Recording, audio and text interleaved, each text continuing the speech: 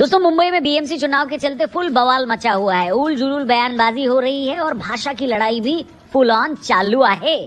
low in the battle for Mumbai. Raj Thackeray sparks outrage with an uncouth attack at a rally, mocking BJP leader K. Annamalai as Rasmalai. For Aditya Thackeray and Raj Thackeray to threaten me.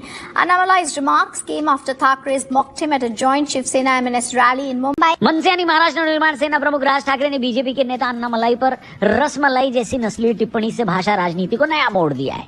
ये विवाद मुंबई नगर निगम चुनाव से ठीक पहले भड़का, जहां हिंदी थोपने का आरोप लगाकर महाराष्ट्र की अस्मिता को हथियार बनाया गया। ये केवल पर्सनल अटैक नहीं था, बल्कि गहरी सोशो पॉलिटिकल चिंगारी है जो पूरे देश को अफेक्ट कर सकती है। इस वीडियो में हम उसी पर बात करेंगे। काल परवाकडे कोणतरी एक तामिळनाडू बंद रसमलाई आली होती, तो सांगतो मुंबईचा आणि म्हणजे महाराष्ट्राचा संबंध काय? भडव्या तुझा काय संबंध आहे इथे याचा? राज ठाकरे ने 11 जनवरी को शिवाजी पार्क में एक रैली को संबोधित करते हुए बोला, सालों बाद ठाकरे बंधु एक साथ दिखाई दिए, मिलकर चुनाव लड़ रहे हैं। बीजेपी के उभरते सितारे और पूर्व तमिलनाडु बीजेपी अध्यक्ष के अन्नामलाई पर सीधा हमला बोला गया। उन्होंने अन्नामलाई को रसमलाई कहते हुए उनकी भाषा और मुंबई से जुड़ाव पर सवाल उठाए। ये टिप्पणी बेहद कंट्रोवर्शियल थी, क्योंकि इसमें न केवल कास्ट पर हंसी उड़ाई गई, बल्कि साउथ इंडियंस के लिए नस्लीय हेट भी इसमें झलक रही थी। ये बयान अन्नामलाई के रीसेंट मुंबई दौरे पर बेस्ड था, जहां उन्होंने बीएमसी चुनाव प्रचार के दौरान कहा था कि मुंबई एक वैश्विक महानगर है, जिसका बजट बेंगलुरु या चेन्नई से कहीं ज्यादा है। उन्होंने लोकल प्रशासन की खामियों पर चुटकी ली और कहा कि सिटी को मजबूत लीडरशिप चाहिए। ठाकरे ने इसे महाराष्ट्र की अस्मिता पर हमला माना और यूपी बिहार के माइग्रेंट्स को भी चेतावनी दी गई। Bombay is not a Maharashtra city, it is an international city. And this city has got a budget of 75,000 crore, not a small money. Chennai's budget is 8,000 crore. Bangalore is 19,000 crore. You need good people sitting in the administration to manage the finance, to manage development. अब इस बयान के पीछे सबसे तगड़ा reply Maharashtra के मुख्यमंत्री देवेंद्र फडणवीस का आया, जो लॉजिकली काफी तगड़ा काउंटर था। ये देखिए, इन सब के बेटे कोई मराठी मीडियम में नहीं पढ़ा है। इन सब के बेटे बॉम्बे स्कॉटिश में पढ़ते हैं, बड़े बड़े स्कूलों में पढ़ते हैं, और फिर ये बात करते हैं मराठी की। इनके खाने के दांत अलग है, दिखाने के दांत अलग है।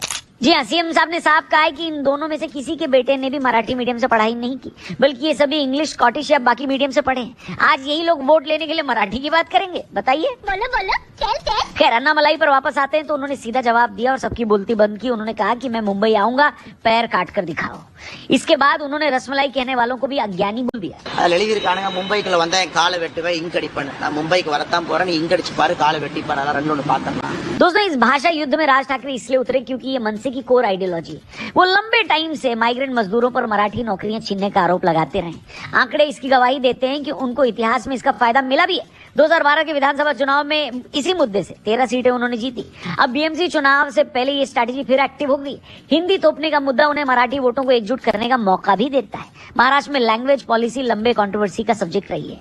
2020 में एनईपी के 3 भाषा फॉर्मूले ने भी आग लगाई। राज्य सरकार ने कहा था कि रीजनल लैंग्वेज अंग्रेजी और हिंदी स्कूल्स और कॉलेजेस में पढ़ाई जाएगी, लेकिन विपक्ष ने इसे हिंदी इंपीरियलिज्म बताया।